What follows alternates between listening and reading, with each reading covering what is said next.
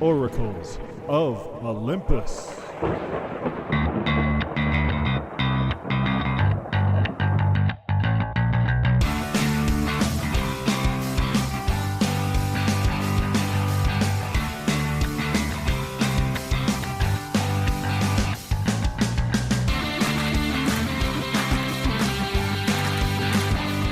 Welcome to Oracles of Olympus, the podcast of all things in miniature wargaming, role-playing, board games, and general nerd culture, all with a taste of cynicism, sarcasm, and nerdy banter.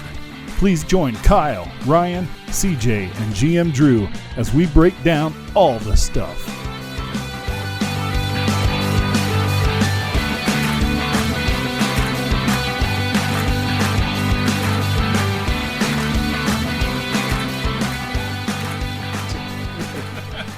Hi, everybody. Welcome to episode 16, Oracles of Olympus. Has Hello. it been 16? It is 16. It's our sweet 16. It's our sweet 16. Kyle's gonna get his cherry episode pop title tonight. right there. Ooh, sweet 16. I guess that kind of coincidentally made last episode our quinceanera. I'm really depressed that we didn't name it the quinceanera now. That's a mistake. That's on us, guys. You know that episode 17 is going to be the R-rated episode, right? Like, that's happening. Absolutely. NC-17 episode. NC-17. That's the title of that one. Just get ready, folks. Yeah. Absolutely. So, well, we don't have Mr. Ryan tonight. We are, unfortunately. once again. He's streaming live to the world at this moment. Mostly because we're bad at planning. Yeah. That we too. did this. We were a little spur of the moment. We were like, let's make an episode. It's a Tuesday night recording again, guys. Miss you, Ryan. Love We you, miss buddy. you, Yeah. Ryan. I love you in the way that only one cowboy can love another. It's a special type of love. It is. That develops on the range. Yeah. During the long winters when you're cold and you need to be kept to- warm. That's the only way to stay warm. For those of you that don't know my voice yet, I'm Kyle. And I'm CJ. And with us is... GM Drew. Yep. GM Let's Drew. jump right in. Yeah, what do we got, GM Drew? diving in head Let's first. start with this week's releases coming up. Okay. Harlequins. Harlequins. Yeah, Codex Harliquin is coming out. I will admit to knowing nothing about it, Kyle. Well, luckily for us, I know a little bit about it. Good. I have been doing my homework on Codex Harliquins. I don't do clowns. I don't do clowns. They terrify me. I don't generally do All I can think of is Pogo the clown. Who was the serial killer that was Pogo? The only serial killer Gacy. clown. Yeah. Yeah, John I was going to say the Gacy. only serial killer clown I can think of is Gacy. So like it's I gotta be just, him. even though they're really thin ones in my mind, it's just this fat guy chasing after me who's gonna eat me. He's Like going to kill you, make love to you, I was and like, eat no, you. Pogo, no. No! And he's like, I'm looking for some young men. Like, where are those toes? I'm gonna get them. I'm gonna get those toes. No, so yeah, I don't normally do clowns, but I do have a couple Harlequins in my collection. So this is the kind of rounding out the trifecta of Eldar dragging their tiny elven balls all over everything. So Nick's gonna enjoy that. Yeah. for me, what is the Harlequins? What's the Okay. little bit of fluff? All right, here we go. Background. Way in the way back, in the long ago, the Eldar were one group, right? The Eldari.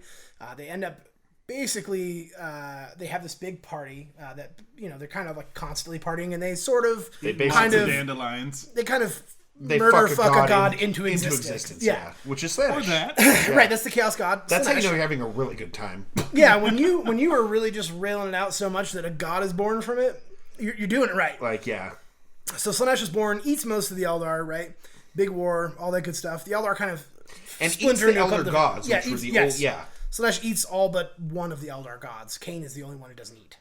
There's And technically still- three. I guess Isha, who gets Isha, but she's captured captured by by Nurgle. Nurgle, Yeah. and forced to drink all the poisons. Then he Sure. heals her, and then there's the Laughing God. Sigorak, yes. Yes, Sigorak. Yeah, right.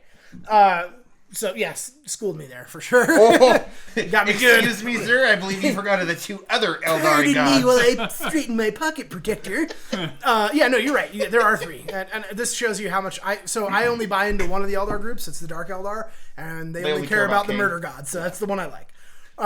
So they basically split off into these three different factions, right? There's the Eldar who are like, we're going to be really pure and cool and live. And never They're let this basically- happen again. And I still love you, Curtis. But basically the regular Eldar are straight edge. Yeah. So, They're like, hashtag it's less never- exciting. Hashtag never again. Sounds like Power Rangers. Yeah, right. And then the Dark Eldar are heavy metal, and then the Harlequins, where they basically fit into the whole scheme is they're not really Dark Eldar or Eldar. They have one job, and it is to follow the path of the Laughing God and to guard the Black Library. And the Black Library is the library of the Eldar that contains all of the knowledge of the Eldar, including a bunch of super secret knowledge about chaos. Stuff that Araman really wants to know. Yeah, Q Araman. Hashtag Araman did nothing wrong. Yeah. Hashtag let him into the library. Hashtag Magnus did nothing wrong. Hashtag Magnus did nothing wrong. Yeah, so they're constantly guarding the Eldar from people getting into the Black Library and sussing out all the secret knowledge. The other function they perform is they tell the history of the Eldar to both the Eldar and the Dark Eldar through, if you guessed it, interpretive dance. Yes, because they're still Eldar, so they're still super fucking lame. Now, and I say this because I don't like the regular Eldar. I'm a big Dark Eldar fan because they're not as big into the interpretive may or may dance. not kill you in that interpretive dance. Yeah, they may or may not. It's possible. They're true neutral. They might kill you. They might help save you. You just don't know. Yeah, they're really weird. Yeah. But for all intents and purposes, they're basically like the elite Eldar, right? Like they're more elite dudes. So they've got like really cool gear, lots of solid combat abilities.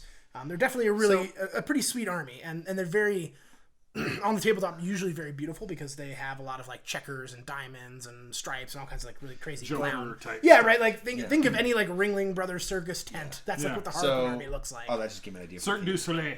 It is, yeah, it's very Cirque du Soleil, yeah. It is. Yeah, it's Their masks in fluff are actually the different faces of the other gods because they recreate these plays all the time of things that happened between the elder gods to teach lessons. Yeah, and there's a special group. Now I like them a little bit. There's a special group of the Harlequins called the Solitaires, and the Solitaires are the Harlequins who, in their dances, play the role of Slaanesh. So they're like kind of evil, and they have no soul because Slaanesh eats all the souls of the Eldar. So to fully play the role of Slaanesh, they let Slaanesh eat their soul while they're still alive. That's called method acting, folks. Yeah, because the Eldar are really dedicated to that shit. That's Daniel Day-Lewis. They're basically like Daniel Day-Lewis living in Grenwick Village. It's kind of atrocious, like how in like battle how method they're they are. terrifying. The Solitaires, yeah. Yeah, they're really good. So their weapons are all really, really crazy. They have things like the Solitaire's kiss. The Harlequin's kiss. Sorry, the Harlequin's kiss, excuse me. And that is basically a monofilament needle that they shove into you, and it shoots these wires into you that then blender your insides. And then they pull back out.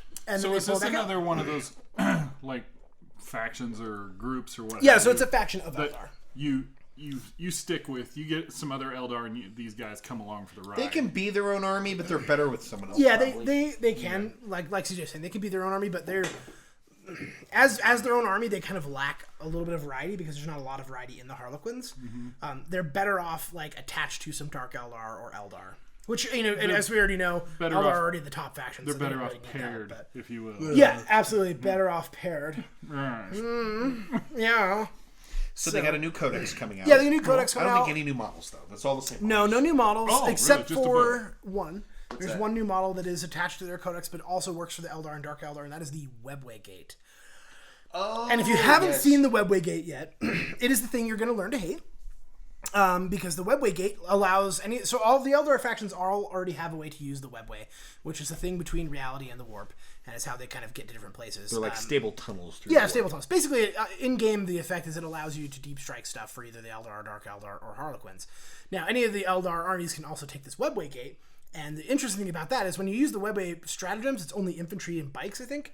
But the Webway Gate, anything, jets, tanks, walkers, wraith knights, anything can be inside of this gate. It's a fortification, so any of them can take it. If it gets blown up for 1 or 2 command points, you can have 2 units immediately exit the Webway portal. So you can't really stop people from using it. Also, cue the new every Elder scenery board piece. Yeah, right. Like every Eldar player is like, I'm going to get my Webway Gate. Like, and if you're an Eldar player and listening to this, don't be mistaken, guys. I still have Dark Eldar, and yes, I'm getting a Webway Gate. Like, it looks super good. How do you not do it?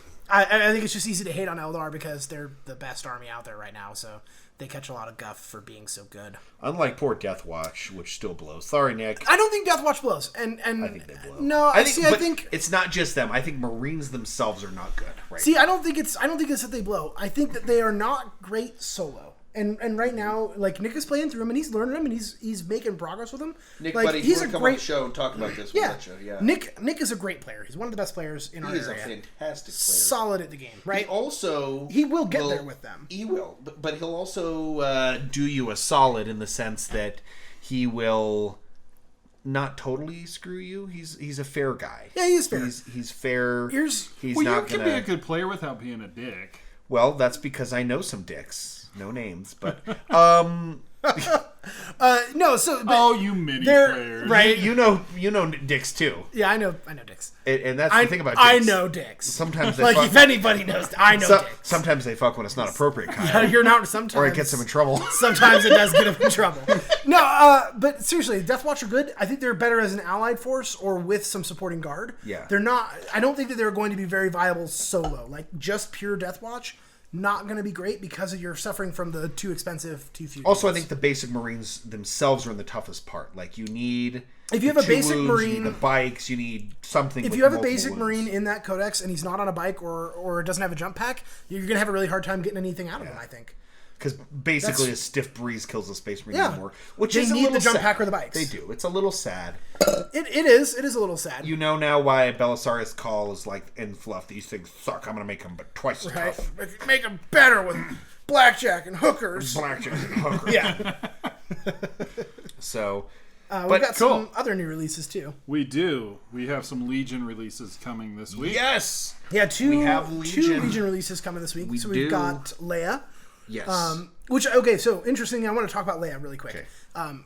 So yeah, I mean, I think we all just assumed Leia was coming, right? Like everybody knows. I think it's interesting the which characters they're choosing for which, because we're getting like Empire Strikes Back Leia. We are. Which I'm not against. I'm okay with. I prefer Empire Strikes Back Leia to like New Hope Leia because I feel like the dress is kind of impractical. Although I'm a little bit surprised we're getting Leia as Empire Strikes Back. And then we're getting fleet troopers with her instead of like Hoth troopers. Yeah, there doesn't seem to be any rhyme or reason. Yes, it's just like they're just kind of like throwing stuff out there. They're doing now. But there is in some level, right? Because we got snowtroopers essentially with Veers, and that makes sense. And we're gonna get Han with Rebel Commandos, and that makes sense. I'm just like, did they just choose not to do the dress because they just thought it was impractical? Because I get that it seems impractical. That would be my guess. I would make her more combat oriented because she is in the field. I counter with. Why not then make her... Slave Princess Leia? No, I was going to say... I mean, I imagine... They'd sell even more. They would sell so many. No, why not make her Endor Leia with, like, the tunic and the poncho? Like, because they're going to have the commandos out next. Like, I don't know. I guess... In my head, the reason I wanted this is because when I look at the new model releases for Legion, immediately in my head, the first thing I do is I start going, how do I make a thematic army with these models? Mm-hmm. And I'm looking at, like, Leia, and I'm like, who do I put you with? Like, because your uniform is different than all the other uniforms. And like, so immediately I'm like, why aren't there Hoth troopers, right? Yeah. Or like, why isn't she Commando Trooper Leia? Like, that's. I mean, just for me, like, that's what I'm doing with my Star Wars stuff. I'm doing all Hoth stuff, right? Like, so it's Veers and Snow Troopers. Like, that's what I'm going for. So see, I don't know. It struck me as odd on Scarif. But let me explain how this is going to work. So you're building a monument to compromise. That's how it's going to work. No. The Snow Troopers were in orbit on board the ship, getting ready to go to whatever cold hellhole they're going to. And then all of a sudden they're under attack and like, crap, we need them too. And they send them down. But they're going to be on deck plating bases, not like my normal sand bases for Scarif. I want Snow Troopers, but I played a desert. What did you learn? The Florida Keys, essentially, is my theme. Basically. But I did want to talk about some of Leia's tactics. Yeah, she seems like she's going to be pretty cool. Yeah, so... Not that I endorse terrorism. But... No, I don't either. I mean, I believe in lawful governments. But she is, I think, going to be a good addition. She kind of fits a similar role that General Veers does. And for those of you that haven't played him, I play him in the Empire. He's really good. I like the idea of the non-combat heavy characters. I do too. The more commander characters. And I think that's important. And I think it's easy to kind of gloss over those characters for people like Luke and Vader. Yeah. You know, like, so I'm excited that they have characters that, you know, I'm excited that they have the Tyrion Lannisters of Star Wars. Right? Absolutely. Like, not necessarily a fighter, but a thinker. A thinker. He's about battle. Not that Leia doesn't fight too. But. Yeah, I mean, and she's more of a political leader. She's a thinker. The thing with Leia and the thing with Legion in general is where the characters are really having their effect of their unique abilities is in their command cards. That's really how they affect their army. So Leia's new command cards, because there's a 1 pip, 2 pip, 3 pip, which is again is how you get initiative. Her 2 pip card is called No Time for Sorrows, and it says when a friendly trooper unit is issued an order, it may perform a speed 1 move. So essentially you get a free move out of a unit that can then aim and fire. So it just, I think, sets you up for a little better position. But here's the one I'm really excited about, everybody. It's her 3-pip. It's called Somebody Has to Save Our Skins. You pick Leia. They really did give her good lines. They did. I appreciate Great lines. Leia Organa in 2 units. And here, this is awesome. After Leia Organa's activation, you may choose a friendly unit at range 1 to 2 with a face-up order token and activate it. So it lets you get 2 units activating at the same time with Leia. So you can really tag team and get a double activation off at a good moment. It's pretty sweet. It is pretty good. Her 1-pip card just activates her, but she has coordinated bombardment. At the end of Leia's activation, she may perform up to 3 attacks against different enemy units using the following weapon. It's minimum range 4 out to infinity, 2 red dice, and it's immune to deflection. So take that, lightsaber people. So that'll learn you real good. You mean take that, Dad? Yeah, take that, Dad. It's ostensibly the only lightsaber person she should be fighting. I really I can't I was thinking about Star Wars a lot while I'm thinking about how I'm going to paint my guys, and I decided how I'm finally going to paint my guys so I can start actually building them. And I cannot stand the idea of blue on blue in Star Wars. It has to be red on blue, it has to be, because I'll be so sad. I'll be so sad if I have to fight other stormtroopers. No, I know. 2 rebels fighting. It seems terrible. It's like playing Germans against Germans all the time in Flames War. Yeah, it's always trading missions. Yeah. My SS army needs 6s to hit your SS army. Damn it. Right? I never had that problem because I didn't play SS or Germans in Flames. I played Russians, so everyone wanted to kill me. So, another thing Leia has that's unique is she has a special action she can, which is Take Cover 2. And it's where you choose 2 friendly trooper units at range 1, and each unit gains a dodge token. So, and remember, Rebels have Nimble, so when you have the Nimble, it lets you, I'd have to double check. I think it's like you spend it and you get another dodge or something like that, but I don't have the rule in front of me. She also inspires 2 people, so in the rally steps you can remove 2 suppression from friendly units. That's pretty handy. It's pretty handy. Suppression's a big deal, I feel like. It is. And she's actually a sharpshooter too, so she gets to ignore 2 of the enemy's dice, where she's just like, bam, bam, blowing heads off. Do you think they do that to make her seem as viable for combat as Luke? No, I think it's because they want you to feel like the model's doing something else other than just passing out cards. Yeah, I mean that makes sense. Because they did that with Veers. Like Veers has Pierce 1 on his pistol because he'll cut through somebody's armor. He's just got a slightly better. She can shoot a pistol though. Pistol. She shoots them frequently and kills people with them. Right? She does. Fleet Troopers. There's not as much unique on. You get the cool guy in there that Vader chokes to death. Yeah, neat. You don't really get him. You just paint his fucking tunic a different color, right? Here's the only release for Legion where I'm like, why? Literally, why the fuck are we getting rebel cops? Dude, they're in 2 scenes in New Hope, right? They're on the ship where they just get their fucking asses kicked. Yeah. So I'm not confident. They're in Rogue One, and they get their asses kicked because it's essentially the same thing.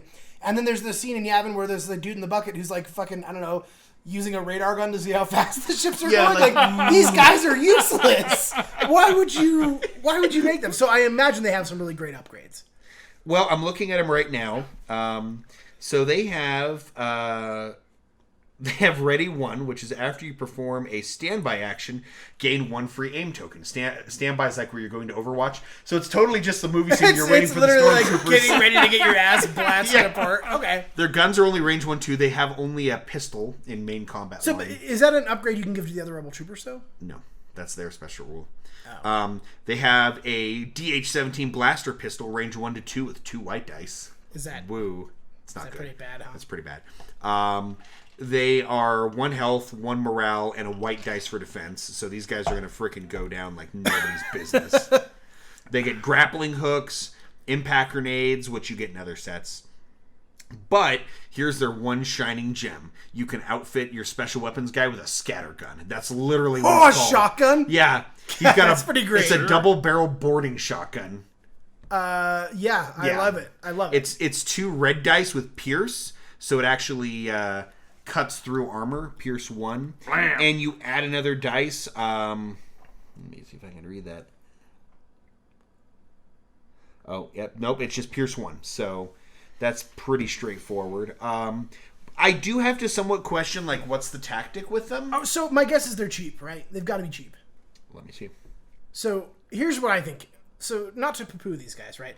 They're a funny choice, but they definitely have a role on the battlefield, right? They do. So these guys, in my mind, what they do is they do the job that no one else wants to do. These guys are objective holders. They're 100%. Their job is to just sit down on an objective Stand and by. Yeah, right? Yeah. Literally, that's what they're going to do. They're going to stand on an objective and aim so that your good shit can go out there and take objectives and kick ass. Like, here's the thing, man. Like, you don't want to waste your regular rebel troopers and the firepower they bring, which is respectable, It is good. on It's actually sitting good. on an objective. Let these guys be your objective campers. That's their job. Because, honestly, that's literally what they're going to be good at. Yes. They're cheaper. They're going to just sit there and aim at shit. And if somebody comes by, they're going to be enough of a threat that you're going to have to shift them off the objective with some force. Yeah. That's what these guys are for. So if you're a rebel player and you're like, why do I get cops? It's to camp out on objectives and to hold your backfield while your good stuff moves forward and deals with the enemy. And if you think the stormtroopers are charging, you just go ready. Yeah, no, seriously. Like, in the stormtroopers, in the little bit that I've played, the stormtroopers will still go down to these guys anyway, because the stormtroopers, like, they've got good armor, but they're not great shots. I feel Yeah, like they're not great shots. So you don't really have a ton to worry about as the fleet troopers. Like, nobody's really. I mean, I guess ones who will ATST and pour Darth through Vader. I these mean, Darth guys- Vader's gonna shit on you, but Yeah, the ones who will pour through these guys are the new scout troopers with their little noisy crickets, the which scout are troopers super will. good. The scout troopers will for sure, but you'll have rebel commandos by that Yeah. time. So what will you care? Yeah, At that true. point, it'll be whatever. Yeah. Right. I think the advantage these guys are going to give you, in my mind right now, and again, I don't know what the rebel commando stats are, but here's what I see: these guys are the bridge to your rebel commando units, because when you get these guys, they're the thing you take right now as your backup, so that your regular rebel troopers can go out and kick ass. Mm-hmm. I think when rebel commandos come out, you're going to stop taking regular rebel troopers. And go maybe more. You're going to go commandos and fleet Fleet troopers. is your cheap Your troopers. fleet troopers, exactly. Your fleet troopers will be your cheap troopers. Their job is to grab objectives, to be spoilers, get in the way. Like, they're literally you're kind of like your cheap guys. They got your those chaff. sweet baby blue uniforms. Yeah, they got those dusty blues, the big white helmet that says With a nice "Don't sweet- kill me, please." nice sweet black vest. Yeah, baby. I think that's what they're going to be for. And I think when you see the rebel commandos come out, I really think rebel troopers not going to see them played very much. Yeah, no, I don't think Like, so either. you're going to want to take commandos, and you're Yeah. going to want to take because you're going to spend the points of the commandos, you're going to want to dump points somewhere else and take the fleet troopers. Yeah, That's my opinion. Cool. We're going to take a short break while CJ gets his pizza. We'll be right back after these messages. That we That looks good, man. What'd you get? personal pan and some breadsticks. So yeah, I mean, to borrow an analogy that I really love, the fleet troopers to me are the Ziploc bags of the Rebel Alliance. You can't have a kitchen without them. Like, you need them. Their job is not glorious, but it's important, right? Like, they are the stepping stone upon which you will tread to victory. It's an unfortunate life to be a rebel trooper, but it's deaths like that bring the rebellion ever closer to its goal. It is. Yep. So, that's coming out this week. This week, What Yeah. came out last Exciting week, we've talked about it, but now I have It's in our hands. in my So hands saucy. Mordenkainen's Tome of Foes. Yeah. Brand new D&D. who is book. Mordenkainen? So, Mordenkainen is a master wizard from the Greyhawk world. And if you don't know what Greyhawk is, that is the original D&D world. Yep. That's Gary Gygax's world, Yep. as opposed to what we mostly see played is the Forgotten Realms, which is like the Dritstoward and Elmister and all that. Yep. Yeah, a lot of history there. So, Yeah. Mordenkainen is old, from the 80s. I always liked Faerun and like the Forgotten Realms better, except for the Pantheon. I actually like the Pantheon better from Greyhawk. I don't know it well enough, It's not shockingly different for what it's worth. They're pretty close. I guess. It's like names. Names are different. I just like the other names. I don't know. Yeah, I missed a lot of the 80s stuff, so, Big B's and... Sure. Because what year did they bring in D&D? Or was it created? In the 70s? Or 70s. Yeah, late 70s. I'll say 70s. I don't know the exact time. I did see at ChupacabraCon, there was a guy, there was a vendor there who sold all vintage stuff, and he had a near mint copy of the original white box D&D. You got to make sure it's the original because they've reprinted that a few times. It was $200. Gotcha. Okay, then yeah, it was. And I don't know. It was like I wouldn't pay $200, but it's kind of cool to hold. I mean, in my hand. it's a neat piece of history. Yeah. I always harken that kind of stuff back to like a year ago. Somebody brought in the original like first printing Star Wars issue #1, which came out like 3 months before the movie. And it was really amazing to get to hold one of those in my Sure. hand. I don't want to buy one personally because, like, it's just not a comic that I'm currently collecting. Yeah. I'm a little bit more of a DC guy than Marvel in that respect. But it was really cool to see a piece of pop culture I get history. it because the same vendor had like the red box. Yeah. The original red box that I had when I was a kid. So, yeah, it was kind of cool. Anyway, this book is chock full of stuff. It's not just a monster manual like I thought it was going to be. No, there's a decent bit of stuff in there. I think for about everybody. half of it is monster statistics and stat blocks. The front half of it is got a lot of cool lore about the demons and the blood war. It's got a lot of stuff on the Githzerai And the Githyanki folk. I was never a big fan of either of those two. Like the Spelljammer races, for the most part, I was never like big on. No, it's nice to have options. Right? Yeah, I mean, if there's one thing D&D has, it's a shit ton of options. Not, like, it doesn't have that's for sure. Pathfinder level options. It's not Pathfinder level of deep yet. But, you know, I mean, inevitably they all kind of get there. But a lot of the monsters that are in it are your big baddies, your named gods, if you will. They've statted out the Demogorgon, which they have at a challenge 26. So the Demogorgon, I was pleased to see the art for it is the old school D&D art and not like a little... Wink to Stranger Yeah, Things. right? Like I opened the page slowly. I was like, will it be a weird flower-headed monster? Please no. And I was like, no. oh, cool, it's not. Like, not that I don't love Stranger Things, I do. But I'm glad to see that it's it's still kind of the Demogorgon I know. Yeah, and they got Baphomet. The one you knew and loved. Yeah, or the one I know and fear, I suppose. Mm-hmm. Yeah. Orcus, they have statted out in here as... The art for once Orcus again. is sick. Like, the art, I mean, Wizards art is always good. It's great. I'm partial to the 4th edition Orcus. If anything good came out of 4th edition. It was the art for Orcus. Yeah. So... I'm trying to think of what good came out of 4th edition. I don't know there was... a lot. You know what? The adventures were fun. You know what? We got a lot of great, like, pre-painted miniatures. Sure. We'll give 4th that credit. I kind of miss fights cool that minis. took like 6 hours. You miss fights that took 6 hours? I don't. So... I don't miss that at all. So, I mean, it's got a lot of the named demon lords and whatnot, all well above level 26 challenge. So, it's one of those things. I was talking to Chris Heath yesterday in the store is if you're going to play with these creatures, you almost have to start a campaign at epic level and go into this because How will you ever get there otherwise? Yeah, right. Well, I mean, it'd take a while. So I mean, it's a cool add to my collection. So I think it's really cool. I like the book. I'm excited, I guess, to see what the next tome is. This is our 3rd tome, right? Basically, right? Because we had Volo's Guide to Monsters, Xanthar's Guide to Everything, and then we had the Tome of Foes. Tome of Foes. I'm excited to see what the next one is. Because all these things are written by whoever it is. So written by Volo, written by Xanthar, written by Mordenkainen. So I'm curious to see what the next one is because I like this. I like kind of the narrative D&D book where there is kind of like they're almost kind of building the role-playing experience into the actual book, which I thought was really cool. Sure. Yeah. Absolutely.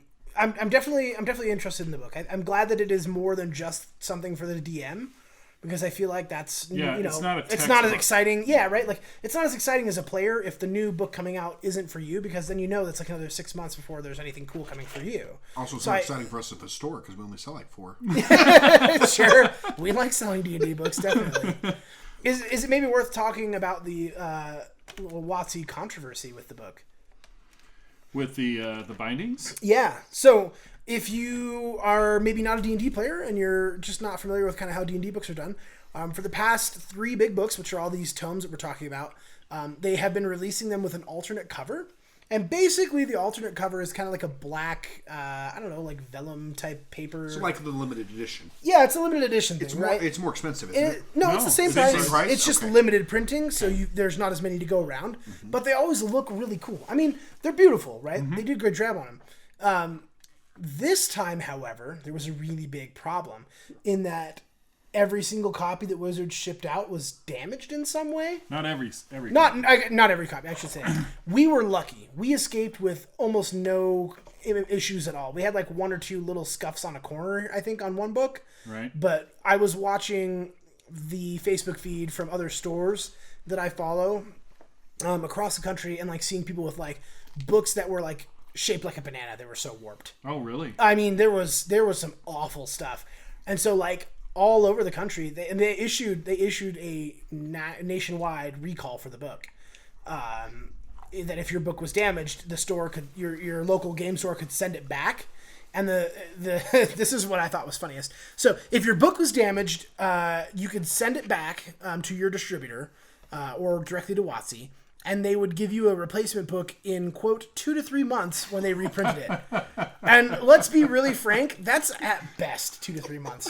Because, this shit's not print on demand. They're like, I guarantee you they're printing other books and stuff right now. Mm-hmm. Right? Like, they are definitely, like, it isn't like they just made Mordenkainen and like, oh, we'll start on the new book next week. Like, they're already working on it, I promise you.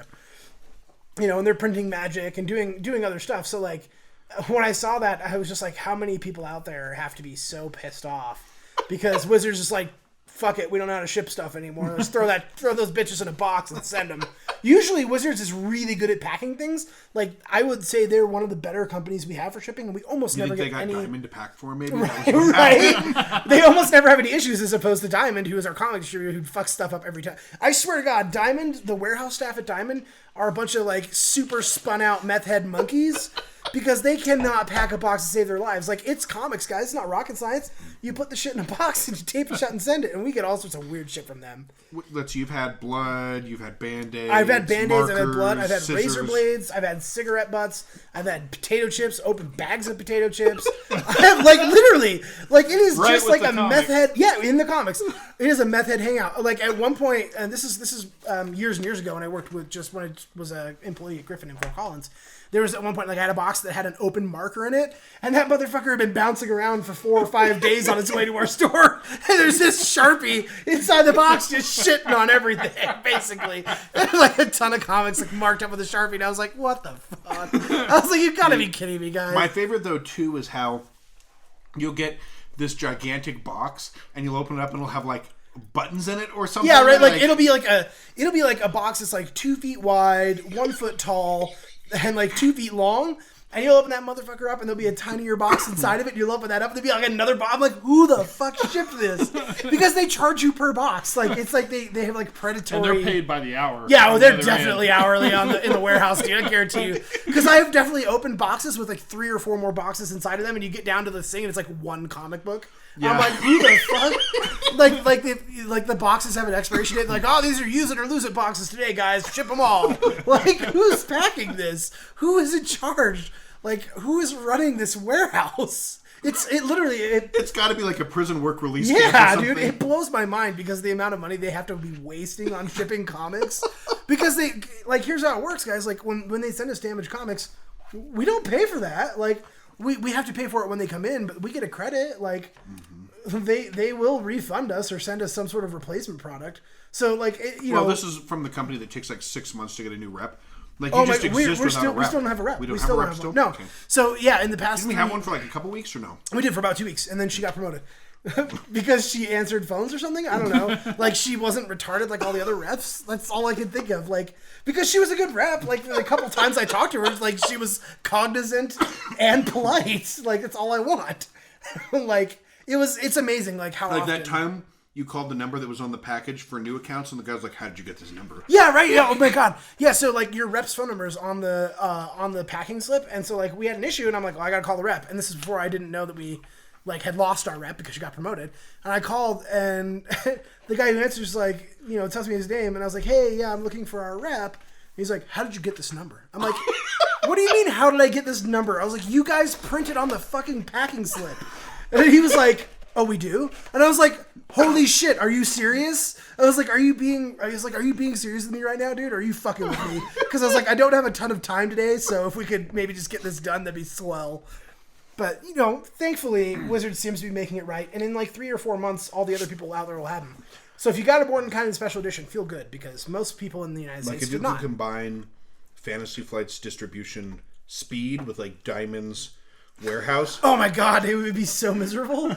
They'd be like, it's on the boat for another 4 weeks, maybe more. Then when it arrives... razor blades and markers. Yeah, with razor blades and markers in it. It'd come in all broken and shitty. Yeah, no, that's so awful. like smelling like tobacco. You know what's interesting smeared though? with blood. You know what? I have to say because now that you mentioned that, it's really funny you mentioned that because Diamond Comics Distribution owns a particular distribution company called Alliance Games Distribution, who is the fucking distributor for Fantasy Flight Games. That is kind of funny. The difference is that Alliance has warehouses not in Memphis. Where apparently there is way less meth problems.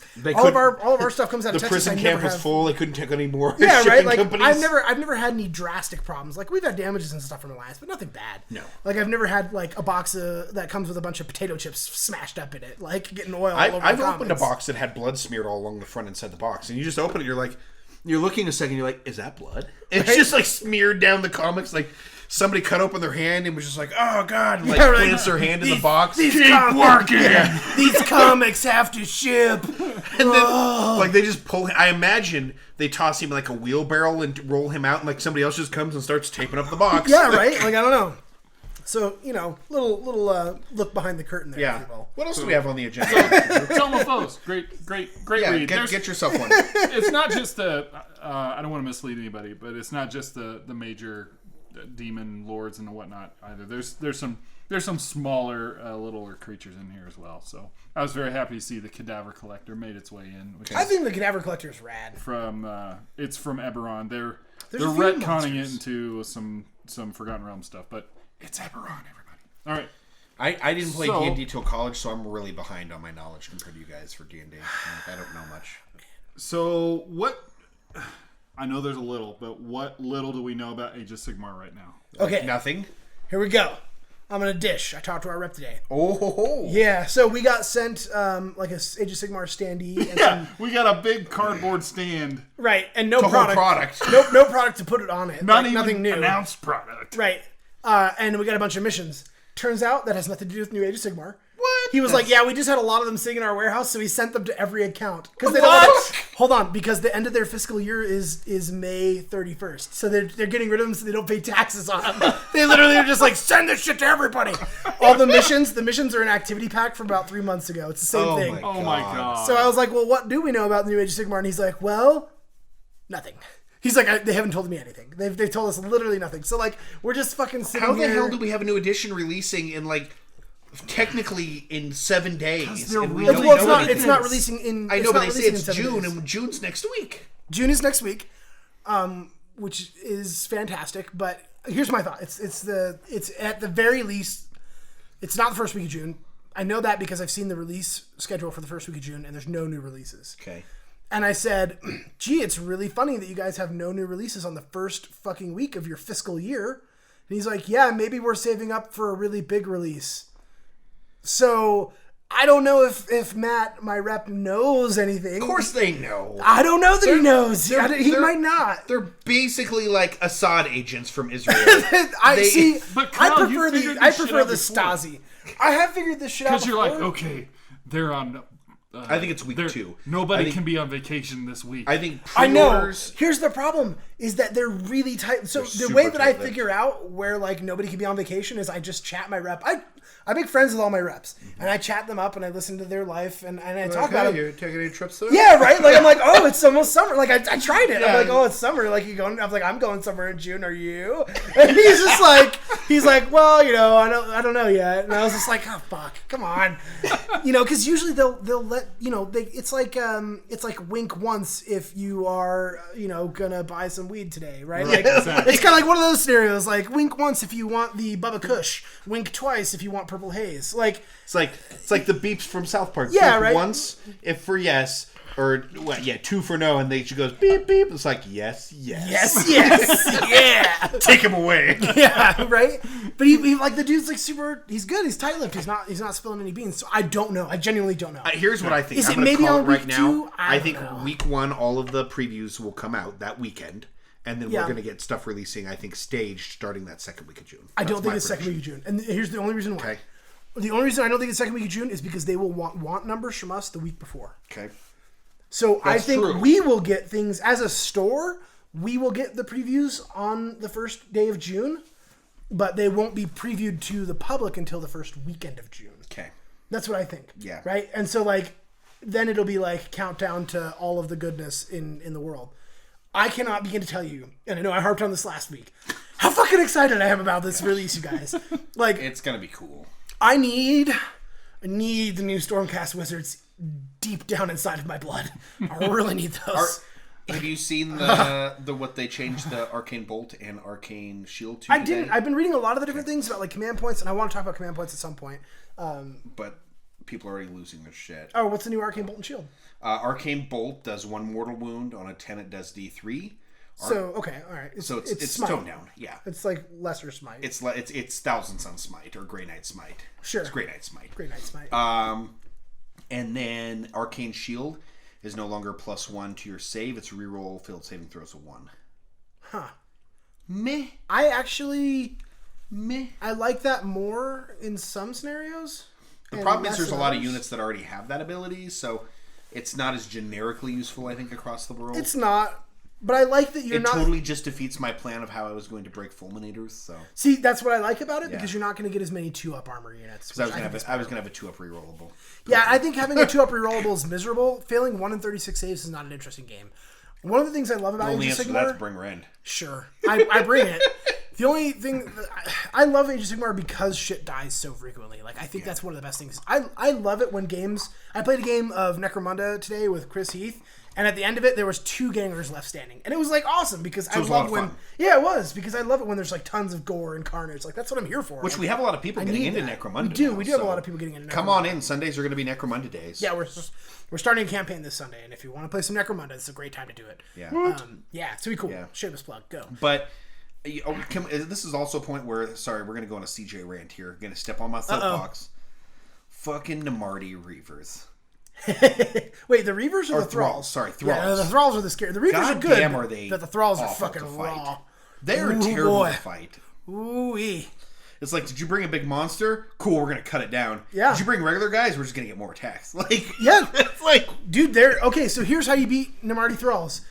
You have to be an Iron Jaws player, and you have to play Ardboys and Brutes, because the Ardboys and Brutes have enough wounds that they don't give the Namarti any bonuses, but not so many wounds that they give the Namarti bonuses. Yes. So I think, everybody bring out your 2 wound infantry. yeah, right? Like, it's a big deal. Yeah, the Namarti are really good. They're really scary. Okay, in all fairness, I've only fought against them once. I handled them, though. Yeah. But I think the difference is that I have a save after a save, whereas you don't. Your save after your save is huge. A lot of durability in Fire Slayers, and that lets me kind of sort of stem the amount of damage they're throwing. Also, like, super disappointing when you, like, kill a third of the unit and then they just bring back 6. You're like, shit. You're welcome, Nick. You're welcome. Yeah. I was like, Nick was like, I don't think I need 2 of these Soul Renders. I was like, Nick, trust me. I was like, you want 2 of these dudes. These guys are fucking phenomenal. And they are. They're super good. Especially because the Enclave that Nick is playing, it just gives them more bonuses, which is, I think, the best Enclave. Which I can't remember the name of right now, but it's the one that gives the Soul Renders the additional dudes every turn, which is so good. But back to 2nd edition, we really don't know much. We don't know any more than you guys know. They're doing their preview articles every day on Warhammer Community, so watch those. We're not cool like Frontline Gaming. We don't get like advanced release stuff. Like, someday, maybe, tell your friends about us, and maybe we can get enough people. Bad info. Whoopsie. So, Han Solo, or Solo, comes out this week. Yes. Let's do a little speculish. Okay, first thing I want to say about Solo. The fucking Magnaboot Troopers aren't called Magnaboot Troopers, which makes me sad. They're fucking range troopers. Which I don't get. What the fuck is a range trooper? Like, they only work on ranges shooting protectively? Yeah, or they work like, only on the like troopers. lone range where they herd all the citizens instead of doggies. I don't know. So I could see like what are range maybe it's troopers? Short for like a ranger. Maybe they operate out in like maybe the they're outer rangers rim or something like that. Oh, but wouldn't they have been cooler to call them like Aragorn troopers? Yeah, they're like Texas Rangers. Like it's all they're outlaws basically. Yeah, well, basically I see nothing but they're Chuck on the Norris train. Underneath. Oh, they are on a train. They're like totally Wild West troopers. They are Wild West troopers. Yay! Which if you just made them all Chuck Norrises, the rebellion stands no chance. Right? They're basically their helmets look like never asked Chuck Norris for his 3-hole punch. Think about that one. Their helmets look like the flame troopers from Force Awakens, which seems a little weird. They also have like some fur on their shoulders, but they have like capes. Right, they've got like a fur collar. Like what? Where's Space PETA? Right. Yeah. Oh man, are they like beating down the door of the Emperor? PETA's gonna lose their fucking shit. about the range troopers. But yeah, let's speculate. Let's get back on track and speculate. So you want to start us off? So I know all the old books that the old Han Solo trilogy is all the Legend series now, but I read all those and I really enjoyed young Solo adventures. So I never read any of those. Did you ever read Death Trooper? That was a Han Solo one. That was really good. No, it's a Han Solo fights stormtrooper zombies. The one I read had him in the mines where he meets Chewie. Yep, and he falls in love with Bria and their adventures. Right. Obviously, something happens to her. Right. Yep. Spoiler alert. Womp womp. Her universe is blown up. Yeah, she's gonna turn to dust just like all the Guardians except for Rocket. Basically. Oh man, got you good. You didn't expect that. On Monday night, just random anecdote. On Monday night in the store, everyone was talking about like, guys, you can't listen to the podcast if you haven't seen the new big movies yet. They'll spoil the whole thing. Get ready, dude. That's big on the 307 squadron community. Is the spoiler stuff. So. Oh no! Like no spoilers. Yeah. So, ooh boy. Yeah, that's rough. They're big on that. Over there. No spoilers. Like in the new Deadpool movie, all of the X-Force except for Deadpool and Domino dies. Oh god! Oh no! Oh man, the parachute landing scene goes real bad for them. And you know what? I wish Big Swole was here because he fucking spoiled Deadpool 2 for me. Did he spoil how the big creature in the icebox is Juggernaut? Yeah. Yeah. I can't stop myself. I'm so sorry. If you haven't seen Deadpool yet, feel bad about your life decisions. But we're gonna go into Deadpool. We're gonna go into Deadpool 2, in the very next episode. So stay tuned for that. Don't give away all the stuff. Oh, we're gonna talk about Deadpool next episode. Yes. Oh, absolutely. Or no, like in this same episode, it's our next segment. Oh shit. Oh my bad. So I'll spoil more shit later. Yeah. So back to Solo. Actually, not CJ, but go. Thanks for going along with me on this. So anyway, back to Solo. Really enjoyed all the old books. I love young Solo and young Lando and the whole Outer Rim smuggling spice and stuff. So I really hope this is entertaining. Woody Harrelson looks awesome in it. Sure. Do you not like Woody Harrelson? No, I like his stuff. I like Woody Harrelson. I never thought I'd see Woody Harrelson in Star Wars. I didn't either, which makes it that much more interesting. Yeah. So I'm glad it's not Matthew McConaughey. Yeah. If it was Matthew McConaughey, I'd be like, really? So please don't cast Matthew McConaughey in any Star Wars stuff. God, like he's gonna be the new young Snoke in the. Oh fuck me, man! I don't hate Matthew McConaughey. He just has that fucking really boring voice. I hope there's none of that shit. By the way. Oh, there none won't of this little nugget planning crap. I hope there's no Force stuff in it because I think that's some of the more fun Star Wars stories is the stuff. That's what I loved about Rogue One. Yeah, right. Like there wasn't any. The only Force powers was Darth Vader literally raping people to death at the end. And the blind guy. And the blind guy. His was very subtle though. It was more just lucky. Like I'm just not getting shot. It was like he's Domino. Domino's powers, how she escapes through everything and doesn't die. Yeah, she definitely doesn't die in the movie. Yeah. So, what's your prediction for Solo? Mine? Okay, so here's my... Okay, I try at this point to stay away from previews. Like, I try to watch previews only, like, once or twice. And the reason I do that is because I think the previews to movies nowadays spoil a lot of the coolest parts of movies. In an effort... Like, they want to show you really kick-ass shit in an effort to get you excited about it and bring you in. I just want to kind of see all of that, you know, kind of raw for the first time, right? Like, so I've tried to avoid a lot... I caved in, I watched a few, and I think that the movie, if nothing else, the Solo movie is going to be really pretty. Mm-hmm. Like, it looks cool. Here's the thing that I'm most excited about for it. The movie, from all the stuff that I have seen, looks gritty. And what I like about that is that's the Star Wars I like. Yeah. I like the Rogue One, like the darker side of Star Wars, which is really gritty. Not the Disneyland. Yeah, right. Like Phantom I like the DC Universe version of Star Wars. Me too. Right, of Star Wars. Like that's to me that's the most interesting parts of Star Wars. Like is the underbelly of society. Like one of my favorite scenes cool in Rogue One is the stormtroopers getting ambushed by Saw's partisans in the city. Yeah, because it was basically like the Battle of Fallujah between stormtroopers and terrorists. In this dirtball city, I really enjoyed all of Rogue One. It's definitely my favorite Star Wars movie at this point. Mine too. Really good movie, and I hope that this one is from what it looks like. It looks like it will be. I hope it's not Last Jedi. Yeah, I definitely hope so. I hope that it's in the same vein. I hope that it's gritty and dark, and I hope that we get to see Han shoot first. Like, my biggest concern is I don't want them to Disney this too much, right? Yeah. Like, I don't want them to be like, oh, Han's a good guy. Like, no, man, he's a scoundrel. Like, he's a no good, down and dirty, cheating smuggler. Yeah, like, he's that's gonna what run I off want. with your girlfriend, right? Yeah. That's that, and I'm hoping that we capture that.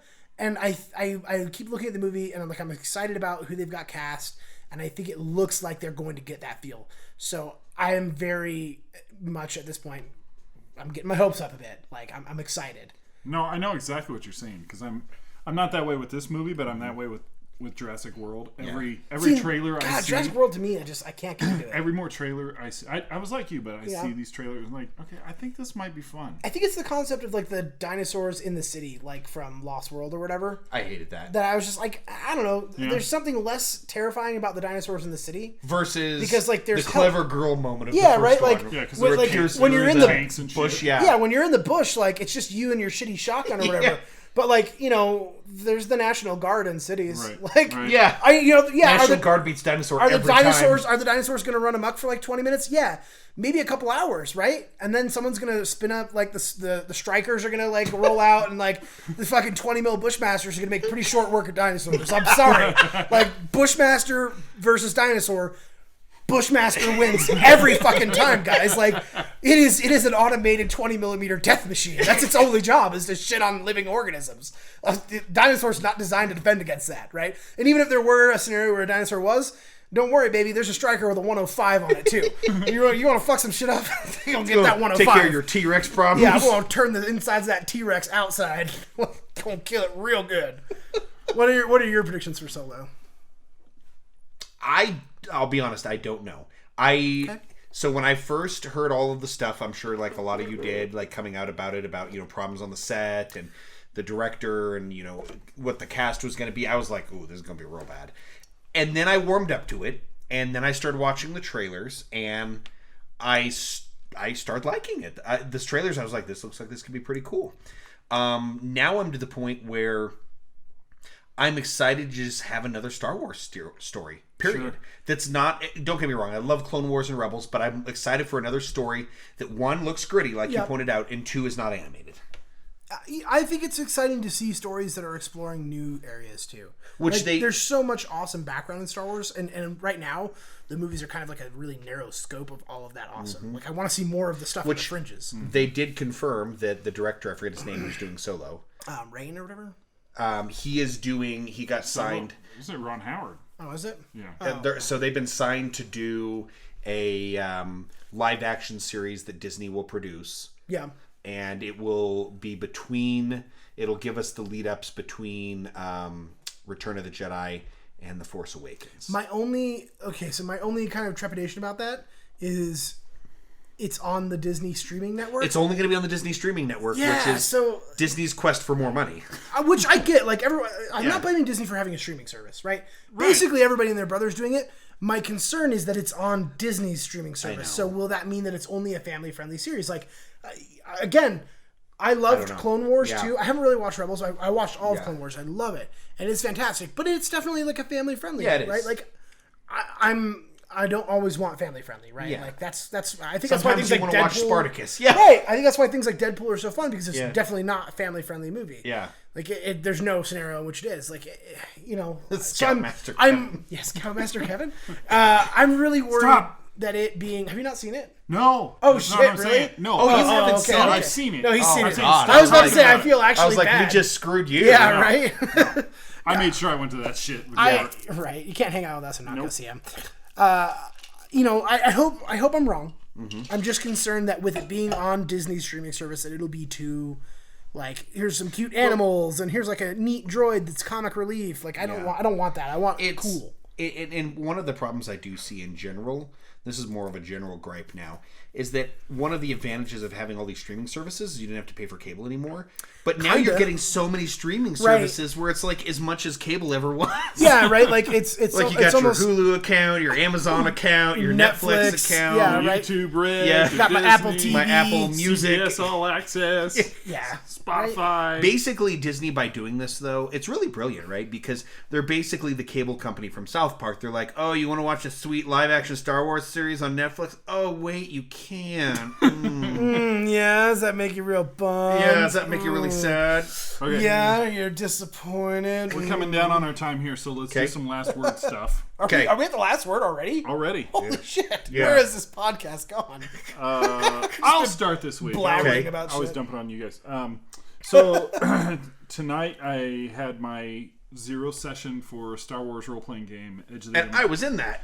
You were. I'm so Yes. happy you're joining us. I am too. I'm actually really pumped for this. So I have a shit ton of these Star Wars role-playing game books and have not had a chance to play. Have you ever so run one before, Drew, or no? This is the I've first one. ran some of the starter stuff. Okay. And It's one of the best that's it. RPGs on the market. I play it at the Denver cons that I go to twice a year, and I have a blast with it. I don't know why I haven't done this before. Yeah. So anyway, so excited. Thanks for everyone that signed up for it and are coming out to play.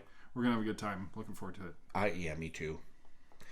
Well, I'll go ahead and do my news. My last word is, you're going to hear it here first, folks. CJ Young is joining the 501st Legion. As essentially Kyle rolls his eyes. Didn't you say this last week though? No, I thought didn't. he told us about it last I told you guys about it, and then you shat all over it, and I was Oh. like, well, I guess I'm not going to put it on the podcast. Oh, But then I sorry. was like, fuck you guys. I'm going to tell everybody about it. This sounds awesome, CJ. Tell Thank us you, more. Drew. Go get him, buddy. Thank you, Drew. So, so it turns out that I paint toy soldiers, and when I was a kid, I loved dressing up like soldier. And now I've never really grew up, right? I own a game store, so I'm just gonna fully We commit. live in Neverland. Yeah, we live in Neverland, and so I'm just gonna fully commit. I love Star Wars. I'm going to go ahead and get myself an Imperial officer costume. I'm gonna try and do a couple events with the local guys who've been super excited to have me. Very excited to have me. They don't know you yet. Shout out to Dan. That's true. Shout out to Danny, who I don't think listens to this. Yeah, I think he listens every once in a while. Does he? If Yeah, you are yeah. listening, Danny, thank you. You're I my think he favorite- listens, like, You're I my think- favorite scout trooper. I think when we talk about Star Wars and it goes out on the air, his ears perk up and he listens to those ones. listens to those Because he ones. definitely gave me shit at one point for like naming the wrong. I named a DL44 when I needed to name a DLT44. Oh, Yeah. I was like, great. he gave me shit about that. And it was like, Well, you don't mess those up. yeah, right. Like, fuck me, right? You don't mess those up. So, but one thing I will share with you folks real quick is that turns out making these costumes happen is so much more fucking work than I ever thought it would be, and expensive. The Stormtrooper guys, they spend like $2,000-$3,000 on their costumes. Like, it's impressive. Just my Imperial officer boots are going to cost me like $200 for I bet. knee-high, good old-fashioned jack boots. I mean, they're useful for multiple events, right? But Yeah. For those times you just need some jack boots. for those times when you're like, you know what, I really just need a goose step today. Yeah. Like walking around your home, goose stepping, salutes. No, I'm not a Nazi, I promise. But I did like playing the Nazis in Flames of War. That was a blast because I like Tiger tanks. See, I like playing the Russians because I never felt bad about sending them to their deaths. Yeah. I played an American parachute regiment once, and I was like, God damn it. Like, every time somebody You died, feel like, so guilty. God damn it, he's got a family on that little farm back in Iowa. Like, Yeah. I felt bad. Like You're picturing all the people from Saving Private Ryan, Yeah, standing Saving around that Private graveyard. Ryan, Yeah, I never felt that way with my Russian like soldiers. when I was your like, officer dies, you see poor Tom Hanks like, you earned yeah, this. he's like, yeah, earn this. You earn this. And I'm like, no. But when my Soviet troops When died, your I'd be like, dogmen die. good, we do not have to order as many meals now. Like, they haven't eaten in like 4 days anyway. As So they death march holding arms Yeah, in right? line singing. They haven't eaten in 4 days anyway, so death is really just a sweet release. Like, like basically, never felt bad about sending them to murder. But yeah, I'm going to like 5 or 6 different sites trying to find stuff, and like you have to find the right guy on Etsy to make your officer badge pin, but he only does 10 at a time, and you have to You wait would think till there all would 10 be are done. like 1 or 2 places that are a little more centralized for this kind of stuff. With how many people I would, are, yes. With how many people are on the 501st, it's like a random fucking hodgepodge. Okay, of like so- tiny little workshops that make 1 or 2 things you need for every one of them. I'm just stepping into this world, and holy God, are there a lot of 501st members? Yeah. Like they have groups. Turns out Star Wars is popular. Turns out, I mean, there Like I are said earlier, Japanese the little stormtroopers movie running was around. from the 70s. They're a little small to be They're a stormtroopers. little short. There's European garrisons, so there's Oh god, that means there's French stormtroopers. There's French Canadian stormtroopers. There's a French Canadian. Of course, there's garrison. a French Canadian garrison. They're like the rudest garrison you'll Le ever meet. Star Wars. Yeah. Le Star Star de Wars. Guerre. Like you can like. I'm curious if the little panels on the back have like fart vents on them. Right, So, so you can sniff your own farts as a French Canadian stormtrooper.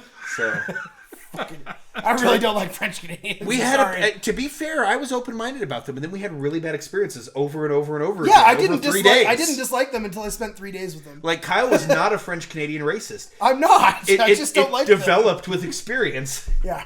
So that's my last word. I will keep you guys updated in my journey to the 501st, as I'm sure it'll torment these two. No, sounds great. They do great work. You do you. I think I love the 501st. Yeah. I admire their ability to put on something that is essentially a plastic torture device for 4 hours. Like it's a lot of love for their fandom. And I admire and respect it. It's not for me. Yeah. I wouldn't do it because I think, on some level for me it would be making my fandom more of a job, and I already do that. But I don't need any. I don't need any of my other. I really want to put you in a white uniform and make you a moth, because I think you would be such a absolute terror to the rebels, with your sadistic ideologies and thoughts. It's too much work. You'd be a terror moth. I don't have the energy to source the 20 different stores I need to go to for costume parts. I know people. Trust me, people have offered to help me. It's just not for me. I enjoy watching it. It's not something I'd get into. It's like hockey. I love hockey. Yeah. I would not play it. I can't ice skate, man, and I don't want to. Yeah. I just want to watch. So, I got some other people I'm going to work on to get in 501st, like Nick Cadman. But what's your last word? All right, my last word is I get the final word. I'm excited. Yay me! So for the past week, I've played a board game a couple times. That is possibly my new favorite board game. It is fantastic. It's called Letters from Whitechapel. And I introduced you to this. You did, yeah. And I'll be honest, I was kind of skeptical at first. I could tell he had a skeptical face. I don't know, this seems like a lot of work for a board game. And it is fucking amazing. So, in the board game, you are playing either a group of detectives, or one player will be playing Jack the Ripper. Mm-hmm. And it is essentially following Jack the Ripper's historical killings, right? So as Jack the Ripper, you're literally stalking prostitutes around the city and murdering them. Politically correctly, the wretched. I like to call them the flowers. And you pluck their lives. So you kill these ladies, right? And you've got to get back to your hideout without being discovered by the detectives. And I have played now both as a detective and I've had the opportunity to play as Jack. It is hard. I'll tell you this, it was a lot more stressful when I played Jack. Yeah. Because I was like, I have to get away from all of these people hunting me. It was tough. But man, is it phenomenal. So this game plays up to 6, but it can play just as well with 2. Yeah. And that's not a thing I see very often. That's really rare. In my years of selling board games, I cannot think of maybe more than 1 or 2 other games that scale so well from 2 up to 6. It is like an adrenaline. So when you're playing Jack, you actually get stressed in an adrenaline rush. Yeah, right. Like when you're just about to escape, you're so fucking jacked. But then when someone is literally walking down the same street as you and you're trying to hide from the cop, it's terrifying. It's stressful, man. I literally was stressed out of that game, but it was so good. It's good. And I think I love the fact that it made me so stressed and gave me an adrenaline rush, because not a lot of board games make me feel that way. Right? Not a lot of, I love Zombicide, but I've never been I'm stressed out, or, I'm getting an adrenaline rush from playing Zombicide, right? Yeah. It's fun. I enjoy it. I only get adrenaline rushes from, really tight games of 40K normally. Yeah. I don't in board games. This game does, though. This game, man, if you get a chance to play Letters from Whitechapel, do it. It is the best board game I have played in the past 2 years. Mm-hmm. Hands down, no questions asked. Phenomenal. And it's a relatively simple concept. It is. It takes 20 minutes to learn it. Once you learn it, it is super simple. And I played, when I played as Jack, I was lucky enough to win the game. When I played as a detective, we got ultra lucky and barely won the game. Ben was the detective who just randomly was picked the right spot and clubbed Jack the Ripper over the head and arrested the son of a bitch. It was so miraculous. They probably didn't even know. They probably just put him in a paddy wagon and figured it out later. Right? Oh my God, we got so lucky. You caught the Jewish butcher. Right. Right. I read a lot about Jack the Ripper, so he was one of the suspects. He was one of the suspects, yeah. Phenomenal game. Go out there, try Letters from Whitechapel. Yeah. Sounds great. That's a wrap, guys. In our next episode, we're going to be doing more of a showcase, aren't we? We're going to talk about an event. We are. Yeah, so it's going to be kind of a special episode, so to speak. But you'll get a chance to hear that next time on Oracles of Olympus. Next time. See you guys. Bye. Bye.